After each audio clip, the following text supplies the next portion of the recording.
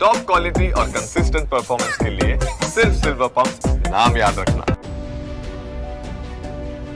Save Aravalli करके हमने देखा एक कैंपेन चल रहा है, जब आपकी कमेटी ने सुप्रीम कोर्ट में जो सबमिट किया है उसके बाद से ये एक विवाद सा छिड़ गया है। सर्वोच्च न्यायालय के द्वारा यह कहा गया कि अरावली के क्षेत्र में जो अवैध खनन हो रही है, उस अवैध खनन को अगर ज्यादा सख्ती से रोकथाम करनी है तो एक स्टैंडर्ड डेफिनेशन होनी चाहिए जो सबको एक्सेप्ट हो। अरावली में कोई चेंजेस आते हैं तो प्रदूषण वो भी एक और ज्यादा एग्रावेट हो सकता है। प्रदूषण के अनेक कारण होते हैं। प्रदूषण के जो कारण है वो मानव सृजित गतिविधियां भी होती हैं। सर, एक और जो एलिगेशन लग रहा है कि अर्बनाइजेशन के लिए ये प्लान चेंज किया जा रहा है। अर्बनाइजेशन का तो ये कोई प्लान ऐसा नहीं है। प्लान केवल और केवल अरावली के प्रोटेक्शन के लिए है। लोग जैसे कह रहे हैं कि वहां पे अब हाउसिंग लाने की तैयारी हो रही है। कहां से है? अजमेर अरावली के अंदर बसा हुआ है, फुलेरा अरावली के अंदर बसा हुआ है, पूरा उदयपुर शहर अरावली के अंदर बसा हुआ है। सदियों से मानव सभ्यता के रहने की जगह है। टेक्निकल कमेटी के माध्यम से जिस डेफिनेशन को निर्धारित किया है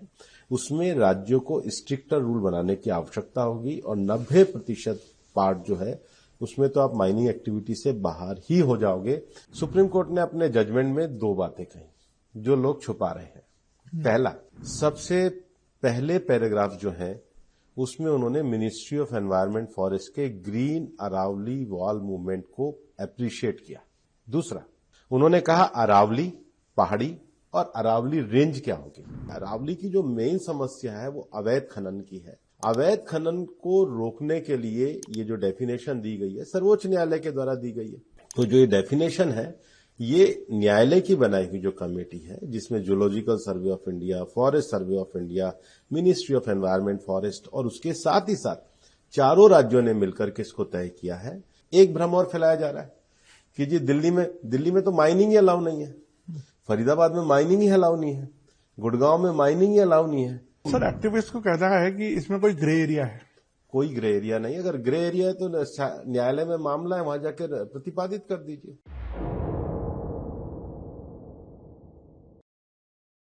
अरावली को लेके एक हमने देखा सोशल मीडिया पे ट्रेंड चल रहा है, उसको समझाने के लिए कि क्या ये इशू है। हमारे साथ जुड़ रहे हैं environment minister Bhupendra Yadav ji. Sir, ये सेव अरावली करके हमने देखा एक कैंपेन चल रहा है, जब से आप लोगों ने, आपकी कमेटी ने सुप्रीम कोर्ट में जो सबमिट किया है उसके बाद से ये एक विवाद सा छिड़ गया है। तो ये समझाएंगे इशू है क्या? पहला तो मैं आपको ये स्पष्ट करना चाहूंगा कि हम एक लंबे समय से ग्रीन अरावली वॉल के लिए कार्य कर रहे हैं और सुप्रीम कोर्ट में भी एक लंबे समय से पिटीशन चल रही है। अरावली रेंज जो है दिल्ली, हरियाणा, राजस्थान और गुजरात, ये 4 राज्यों में फैली हुई है। लगभग 1,44,000 स्क्वायर किलोमीटर के एरिया में सबसे पुरानी पर्वत श्रृंखलाओं में है और इस पर्वत श्रृंखलाओं में गांव भी है, कृषि भूमि भी है, शहर भी है, इंडस्ट्रियल बस्तियां भी हैं, रामसर साइट्स भी हैं, प्रोटेक्टेड फॉरेस्ट भी है, रिजर्व फॉरेस्ट भी है और हम पूरी तरीके से प्रतिबद्ध हैं कि ये जो पर्वत श्रृंखलाएं हैं ये हरी भरी रहनी चाहिए। इसके साथ ही इसमें एक प्रोटेक्शन के मानक भी तय होने चाहिए और हमने ग्रीन अरावली वॉल मूवमेंट भी चलाया और उसके लिए लगातार पिछले साल भी उदयपुर में मैंने बैठक करके सभी अरावली में आने वाले जिलों के डीएफओस की मीटिंग ली, वर्कशॉप ली।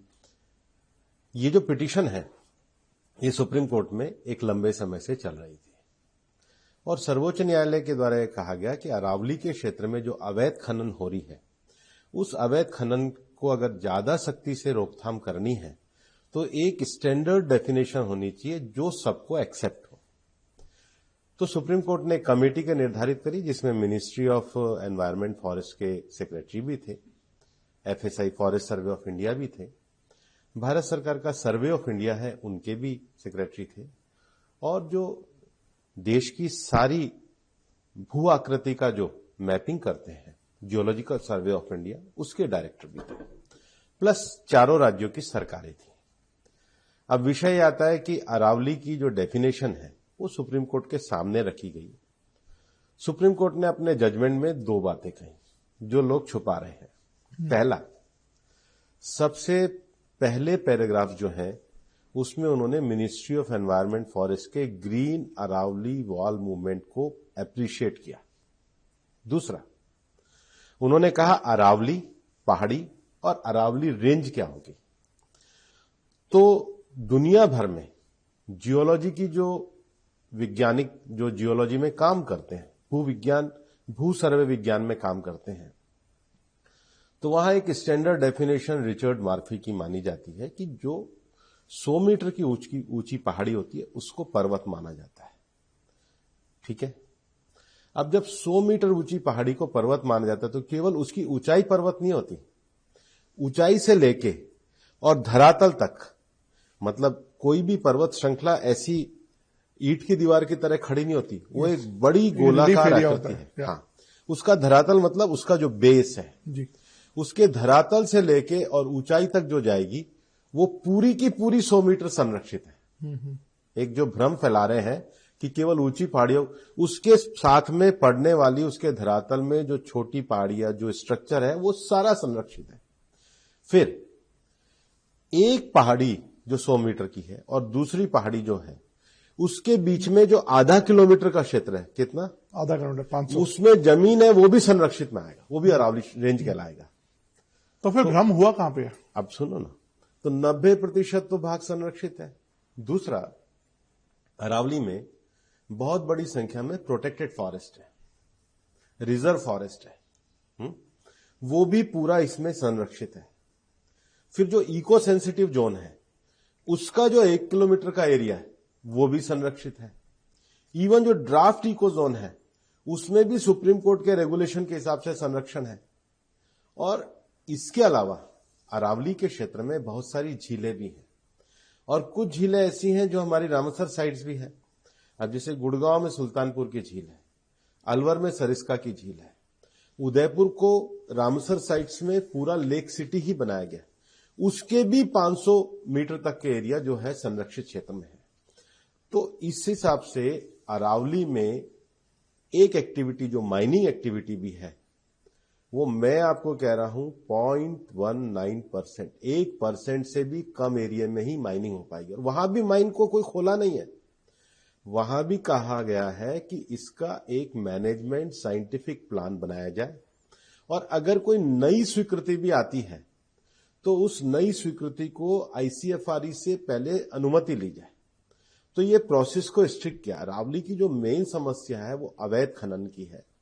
अवैध खनन को रोकने के लिए ये जो डेफिनेशन दी गई है सर्वोच्च न्यायालय के द्वारा दी गई है और आज भी रिव्यू सर्वोच्च न्यायालय के सामने है।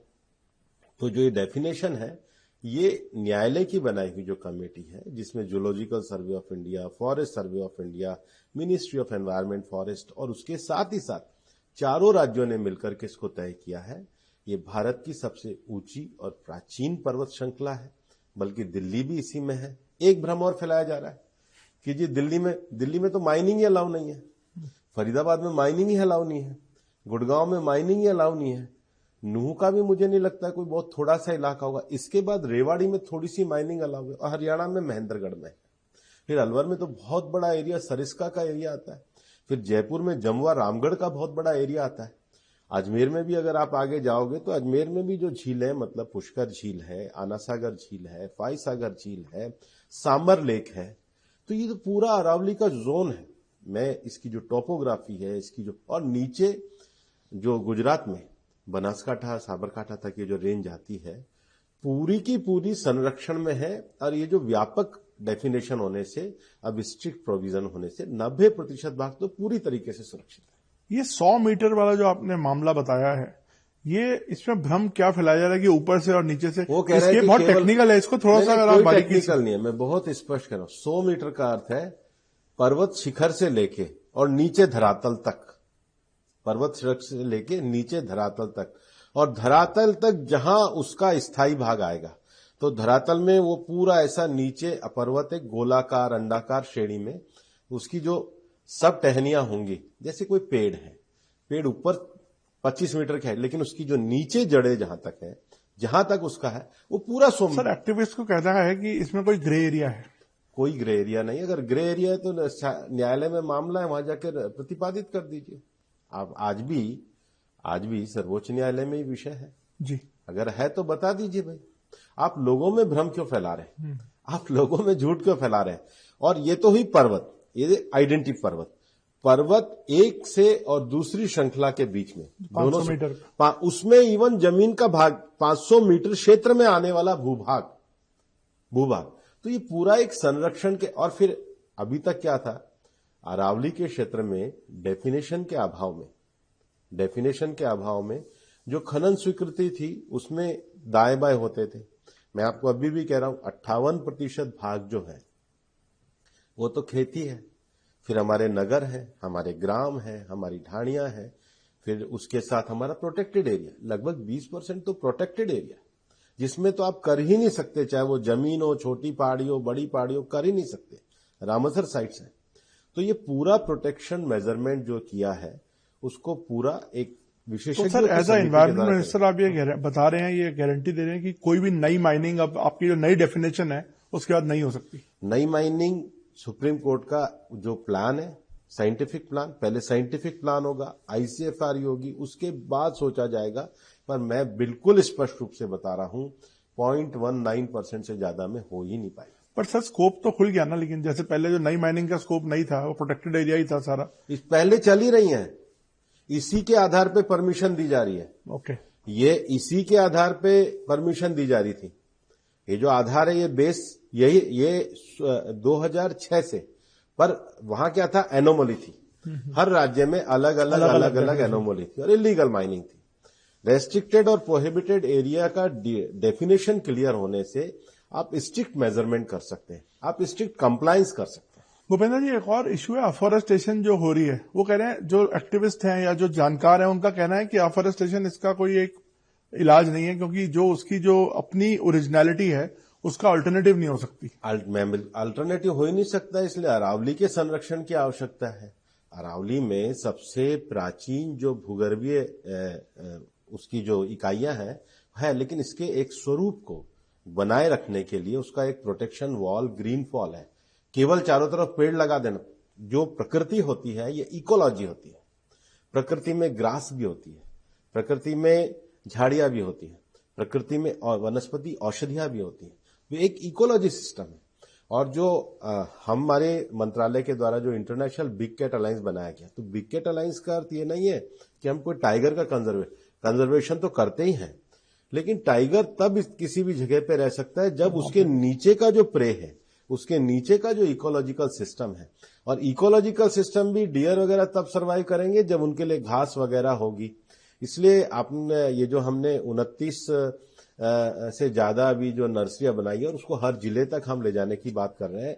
हमने पूरी अरावली की हर अरावली के जिले की लोकल वनस्पतियां क्या है, लोकल पेड़ क्या है, और पेड़ वनस्पतियों में एक छोटे से घास से लेकर और बड़ा पेड़ तक सारा इकोसिस्टम आता है।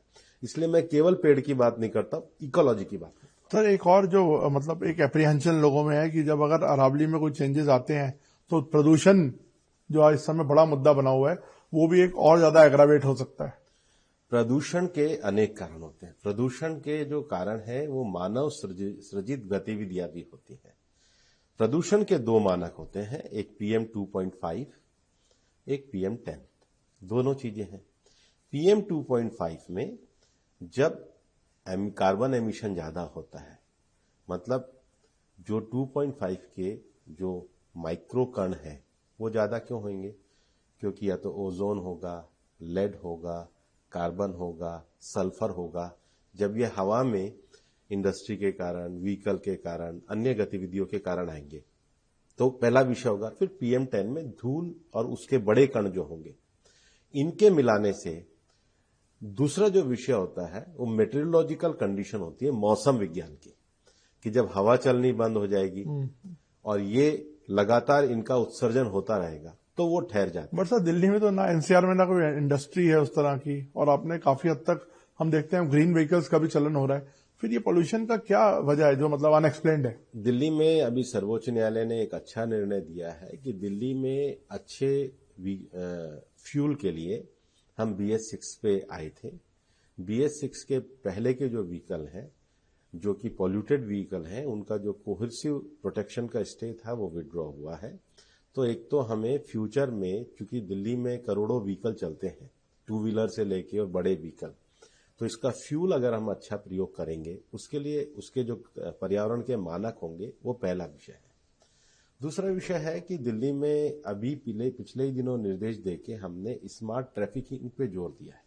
लगभग 60 के करीब ऐसे प्लेसेस हैं जहां पर ट्रैफिक का कंजेशन होता है। तो शाम को 4 से 7 तक जिस समय, या सुबह 8 से 10 जिस समय धुंध और कोहरा ज्यादा हो रहा होता है, उस समय अगर एक साथ हजारों व्हीकल लाइन में खड़े रहेंगे तो उनका पॉल्यूशन तो होगा ही, व्हीकल पॉल्यूशन की दृष्टि से। दूसरा, दिल्ली केवल दिल्ली नहीं है, दिल्ली एनसीआर रीजन है। और एनसीआर रीजन से भी आगे जो हमने अथॉरिटी बनाई है सीएक्यूएम, उसने एयर शेड की पहचान करी है।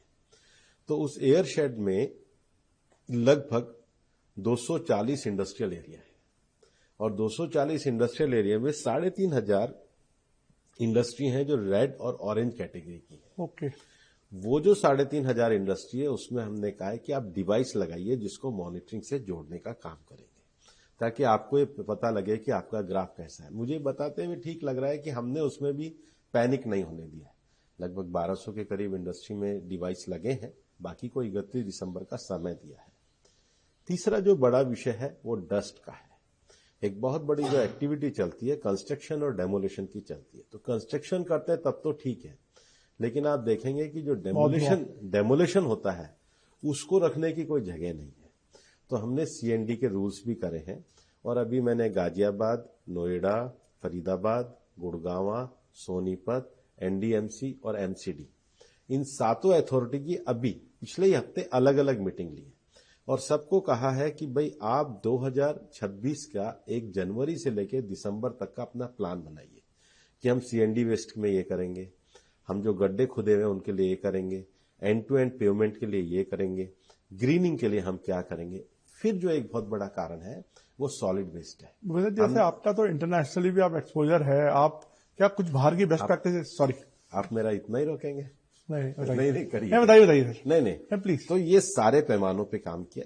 जो बेस्ट प्रैक्टिसेस की आप बात कर रहे हैं, बेस्ट प्रैक्टिसेस फ्यूल, दुनिया में जो भी हुआ है मैं नाम देश के लेके बता सकता हूं। फ्यूल, बेस्ट क्लीन फ्यूल, क्योंकि ऐसा तो होगा नहीं कि अब आप व्हीकल्स को रोक देंगे या इंडस्ट्री को रोक देंगे। क्वेश्चन ये है कि वो बेटर जो अपना भी इंडस्ट्री चलाने के लिए करे वो फ्यूल का इस्तेमाल करे। इसलिए आपको मैं बताना चाहूंगा, हमने 240 इंडस्ट्रियल एरिया में 226 में पीएनजी गैस की सप्लाई कर दी। हमने कहा कि मैक्सिमम चीजें आप गैस बेस पे ले जाइए।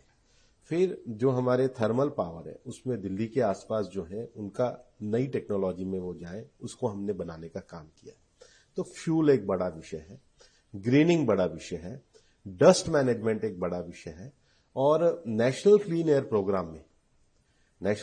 प्रोग्राम में प्रधानमंत्री जी ने जो पूरे मानक हम लोगों ने तय किए हैं, फाइनेंस कमीशन से जो सपोर्ट दिया है, तो हमने ये नीचे दिल्ली की सारी कॉरपोरेशंस को कहा है कि आप नेशनल क्लीन एयर प्रोग्राम के जो स्टैंडर्डाइजेशन के विषय हैं, उसमें सीएनडी, वेस्ट मैनेजमेंट, क्लीनिंग से लेके जो सारे विषय हैं, उसको अगर आप लेकर इंप्लीमेंट करेंगे स्टेप बाय स्टेप, तो उसका इफेक्ट आएगा। और इसमें सारे कोऑर्डिनेशन के लिए जो सेंट्रल एयर मॉनिटरिंग जो कमीशन है वो लगातार काम कर रहा है, लगातार उसकी रिव्यू और मीटिंग हम लोग कर रहे हैं। तो सर आप जैसे प्रोजेक्ट कर रहे हैं कि हम ये चीजें करेंगे, आपने एक प्लान बनाया है, आपका ये भी है कि आपको लगता है इससे कितना एक्यूआई नीचे आ पाएगा अगले सीजन तक? देखो, अगर इस बार तो मुझे लगता नहीं है कि इतनी जल्दी आएगा। सीजन की तुलना अगर आप देखेंगे सर, तो एक्यूआई के दिन काफी बेटर हुए हैं, लेकिन दिसंबर में 2 बार जो मीटरोलॉजिकल कंडीशन होती है, जिसमें हमारे जो वेस्टर्न डिस्टर्बेंसेज आते हैं, अगर तो वो बारिश बन के बरस गए तो ठीक होता है, अगर वो ऊपर से चले जाते हैं तो उस समय हवा रुक जाती है। हवा स्टिल होने पे ही PM 2.5 और PM 10 जो है उनकी मात्रा स्थिर रह जाती है, तो उसके लिए हमने ग्रैप का प्रोविजन किया है, और सीएक्यूएम को यह अथॉरिटी दी है कि वो प्रेडिक्शन के आधार पे, क्योंकि ये केवल सीएक्यूएम ये गतिविधियां तो हैं ही, साथ में उनको मौसम विज्ञान के साथ भी संबंध रखना पड़ता है, और उस एप्रीहेंशन को देखकर ये जो गतिविधियां इसको रेस्ट्रेन करने के लिए ग्रैप लगाना पड़ता है। पर ग्रैब के भी इस वर्ष के अनुभव से हम बेहतर कोऑर्डिनेशन के अगले बार के इम्प्लीमेंटेशन रूल लेके आए। हम लोग क्योंकि देखते हैं सर कि कई कंट्रीज ने जैसे ऑलमोस्ट ऐसा ही पॉल्यूशन फेस किया, जैसे बीजिंग एक उदाहरण है, उन्होंने लेकिन कंट्रोल कर लिया। और मैं कह रहा हूं ना, फ्यूल, डस्ट और स्ट्रिक्ट मेजर्स, इसके बाद आपको लगता है कि कोऑर्डिनेशन, क्योंकि दिल्ली में जब तक आसपास की ये जो 8 जो हमारी म्युनिसिपैलिटीज हैं उनके कोऑर्डिनेशन को करना पड़ेगा। और आपने देखा होगा कि अभी शहरी विकास मंत्रालय ने भलसवा का, ओखला का, गाजीपुर का ये जो ढेर लगा हुआ था लंबे समय से लगातार काम कर रहे हैं, उसकी भी हर महीने की मॉनिटरिंग हो रही है और ऐसा लगता है कि जून तक हो जाएगा, केवल गाजीपुर का बच जाएगा, तो उस पर दिन रात काम चल रहा है। गुड़गांव और फरीदाबाद का भी बंधवाड़ी के पास एक जगह है जी, तो उनका भी अभी टेंडरिंग वगैरह निकाल के वो लोग भी कर रहे हैं। गाजियाबाद में तो बहुत अच्छा उन्होंने किया है कि अपने लीगेसी वेस्ट डिस्पोजल को समाप्त करके उन्होंने मियावाकी का एक जंगल बनाया है। और हमने सभी कॉरपोरेशंस को ये आग्रह किया है कि वो अपना पार्क एरिया को डिक्लेयर करें, ताकि पब्लिक पार्टिसिपेशन करके पार्क एरिया की ग्रीनिंग पे ज्यादा से ज्यादा हम लोग लगेंगे तो ज्यादा अच्छा रहेगा। सर एक आखिरी में मैं थोड़ा अरावली पे वापस आता हूं। सर एक और जो एलिगेशन लग रहा है कि अर्बनाइजेशन के लिए ये प्लान चेंज किया जा रहा है, इस पे भी मैं चाहता हूं कि आप बोलें ताकि लोगों को क्लैरिटी हो। नहीं, अर्बनाइजेशन का तो ये कोई प्लान ऐसा नहीं है। प्लान केवल और केवल अरावली के प्रोटेक्शन के लिए है। अर्बन शहर तो वैसे अरावली में नहीं, कई लोग जैसे कह रहे हैं कि वहां पे अब हाउसिंग लाने की तैयारी हो रही है। कहां से है? अजमेर अरावली के अंदर बसा हुआ है, फुलेरा अरावली के अंदर बसा हुआ है, अपना क्या कहते हैं, पूरा उदयपुर शहर अरावली के अंदर बसा हुआ है, बूंदी शहर अरावली के अंदर बसा। कितने शहर में आपको गिना दूंगा जो अरावली के अंदर ऑलरेडी, ये सदियों से मानव सभ्यता के रहने की जगह है। लेकिन जो अरावली का प्रोटेक्टेड एरिया है उसकी क्लियर डेफिनेशन अगर जो सुप्रीम कोर्ट ने करी है, सुप्रीम कोर्ट ने उसको अरावली और अरावली रेंज को geological survey of India, forest survey of India और अपना मिनिस्ट्री ऑफ एनवायरनमेंट, इनसे सर्वेयर ऑफ इंडिया, इन सब से इनकी टेक्निकल कमेटी के माध्यम से जिस डेफिनेशन को निर्धारित किया है उसमें राज्यों को स्ट्रिक्टर रूल बनाने की आवश्यकता होगी। और 90% पार्ट जो है उसमें तो आप माइनिंग एक्टिविटी से बाहर ही हो जाओगे। मैं आपको कोट अनकोट कह रहा हूं, कहीं भी कह देना 90% में तो माइनिंग हो ही नहीं सकती है। और मैं आपको कैलकुलेशन दे रहा हूं, जो सबसे बड़े माइनिंग के जिले हैं जिसमें राजसमंद आता है, उदयपुर आता है, वहां भी 1% से कम, कुछ जगह तो एवरेज अगर निकालेंगे तो 0.19% में ही माइनिंग अलाउ हो सकती है। और वो भी अभी अलाउ नहीं होगी जब तक राज्य उसका प्लान नहीं बनाएंगे, जब तक ICFRE की अनुमति नहीं होगी और जो अवैध माइनिंग चल रही है वो पूरी तरीके से निरस्त हो जाएगी। तो सर अब यूनिफॉर्मिटी अब इम्प्लीमेंट होनी शुरू हो जाएगी? अभी मामला न्यायालय में है। हम जो भी नियम होंगे, जो कानून होंगे, कोर्ट के द्वारा जो विषय होंगे उसको पूरी तरीके से इम्प्लीमेंट करें। Thank you so much sir, आपने बहुत अच्छे से पूरा समझाया इस पे, इस अरावली के विषय पे भी और पॉल्यूशन के विषय पे भी। थैंक यू, धन्यवाद। आगे फिर आपसे बात करेंगे। Thank you.